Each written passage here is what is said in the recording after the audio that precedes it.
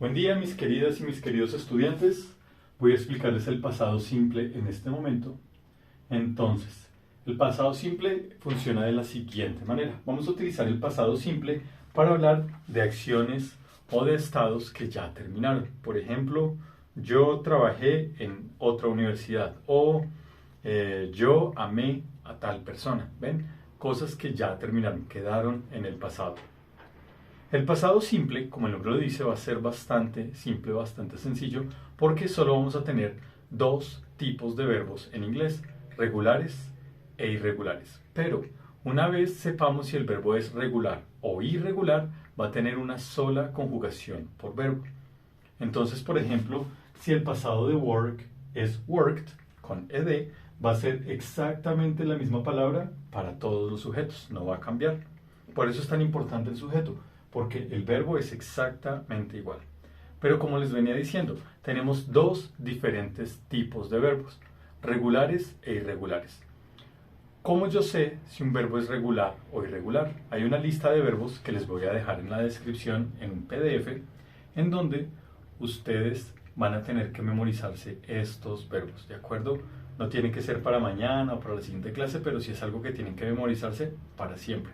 Puesto que una vez ustedes han memorizado estos verbos, cualquier verbo que no esté en la lista de verbos irregulares es automáticamente regular. ¿Y qué significa eso? La gran mayoría de verbos en inglés son regulares.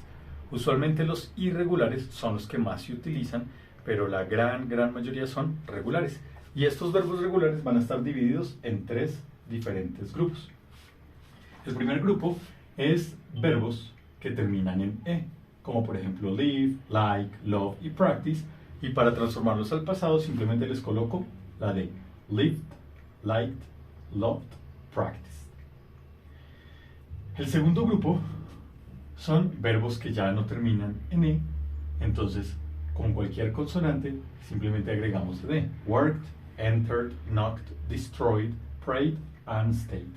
Solo con ese sufijo ed ya lo transformamos en pasado.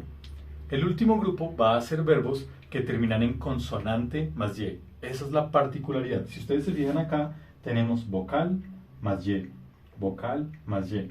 Pero por ejemplo, study o copy o party son verbos que terminan en consonante más y. En esa línea de ideas, ¿qué sucede? Yo cambio la y por una i y agrego ed. Por eso el verbo study se convierte en studied o copied o partied o tried o carried, or applied, or identified, or worried, o married. Entonces, estos son los tres grupos de verbos irregulares. ¿De acuerdo? Ahora bien, ¿cómo utilizamos el pasado simple?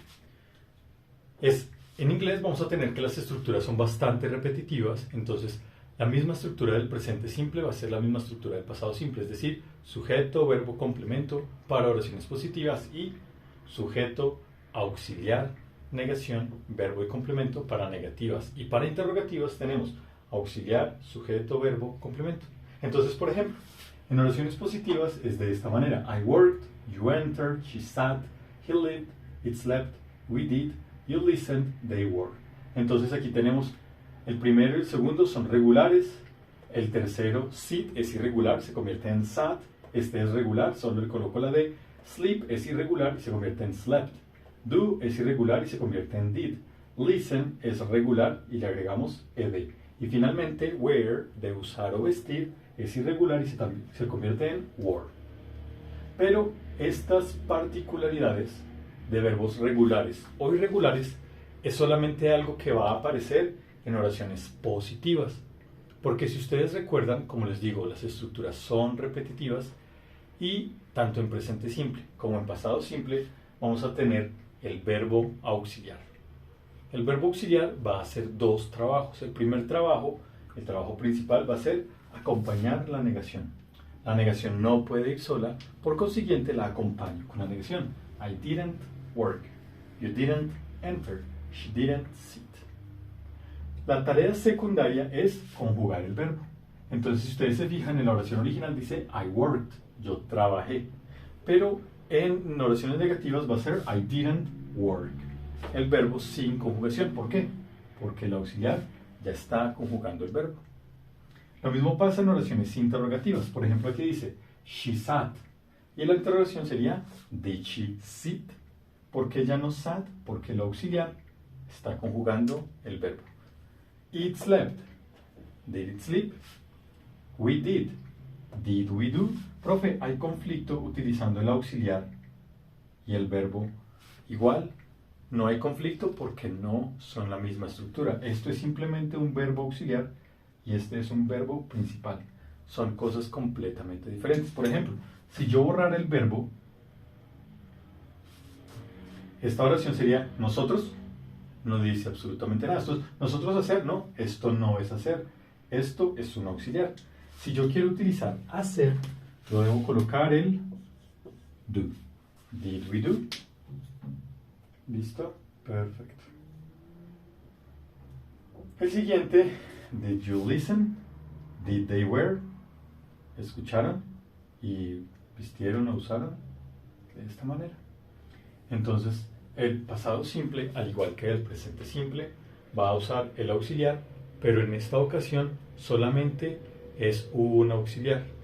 Es did para absolutamente todos los sujetos, tanto en oraciones negativas como en oraciones interrogativas. ¿Ok?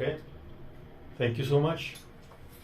En la descripción van a tener un ejercicio de práctica. Recuerden, en clase les responderé preguntas.